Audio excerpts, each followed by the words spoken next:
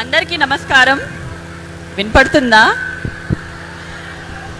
ఇప్పుడు సుమిత్ర గారు ఎన్ని డైలాగులు చెప్పిన తర్వాత నేను ఏం చెప్పాలి నాకు అర్థం కావట్లేదు. మొదటిగా నేను హిందూపూర్కి 2014లో వచ్చాను. నాన్నగారు మొదటిసారి పోటీ చేసినప్పుడు.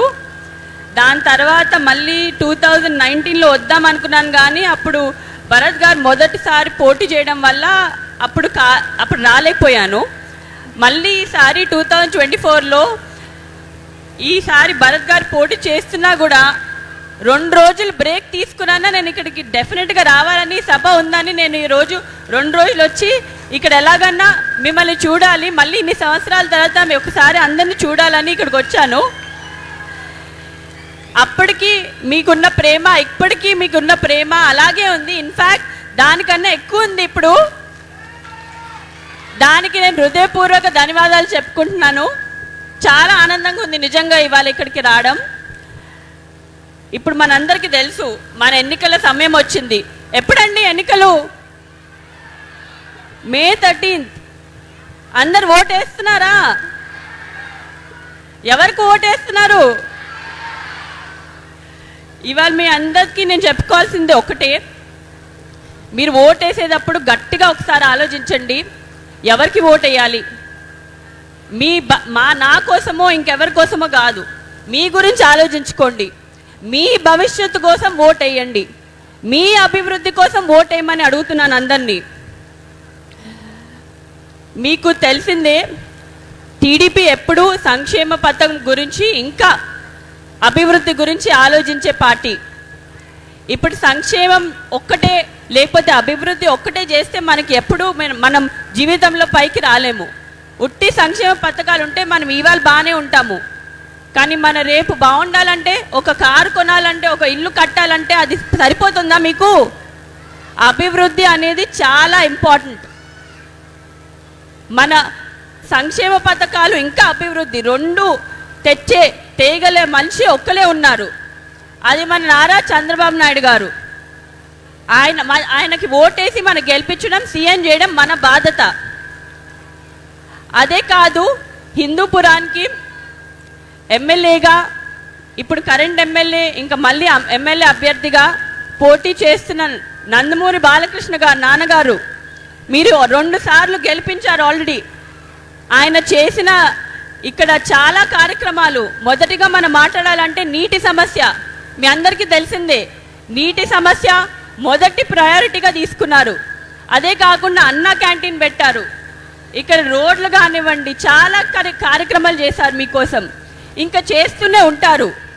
మనం సీఎంగా చంద్రబాబు నాయుడు గారిని, ఇక్కడ ఎమ్మెల్యేగా మన నందమూరి బాలకృష్ణ గారిని గెలిపించడం మన బాధ్యత. మీరందరూ సైకిల్ గుర్తుకే ఓటేస్తారని నేను ఆశిస్తూ నేను సెలవు తీసుకుంటున్నాను. థ్యాంక్ యూ అండి.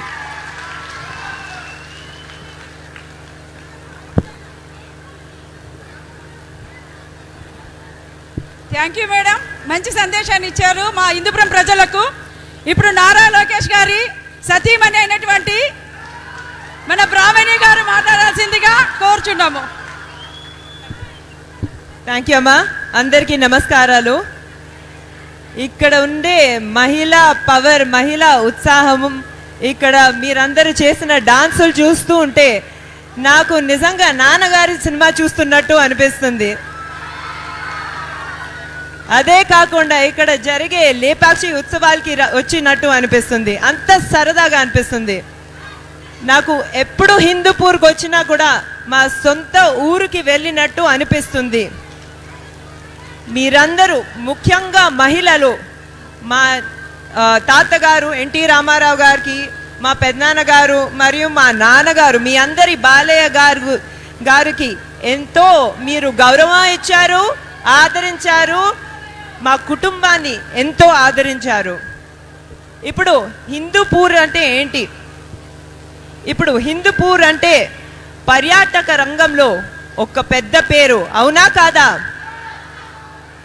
హిందూపూర్ అంటే ఇక్కడ ఇది దేవాలయ నిలయం, అవునా కాదా?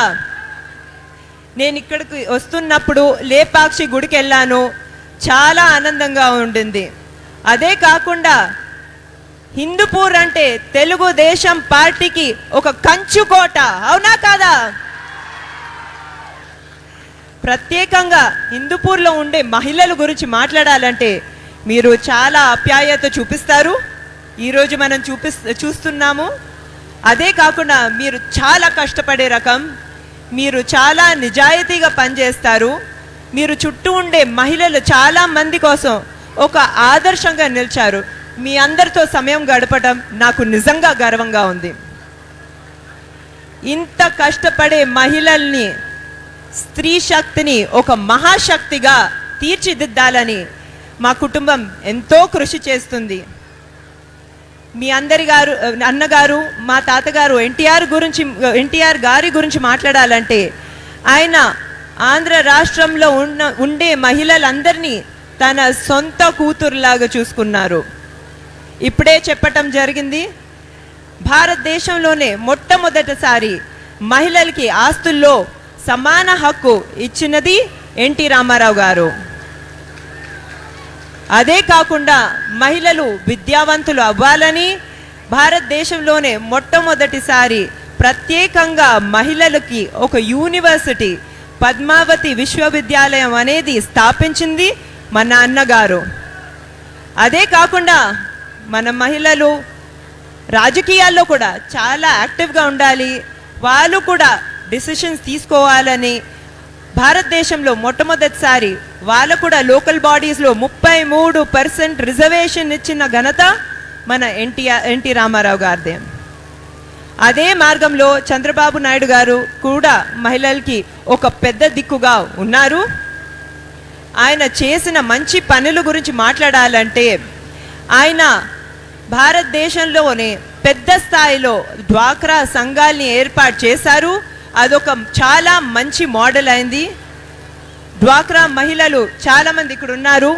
మీరందరూ చాలా నిజాయితీగా, చాలా సిన్సియర్గా కష్టపడి పనిచేసి మీరు చేసే ఉత్పత్తుల్ని ఎక్స్పోర్ట్ కూడా చేసి మీ రుణాలు మీరు తీర్చి మీరు లాభాలు కూడా చేయటం మొదలుపెట్టారు. నాకు చాలా గర్వంగా ఉంది.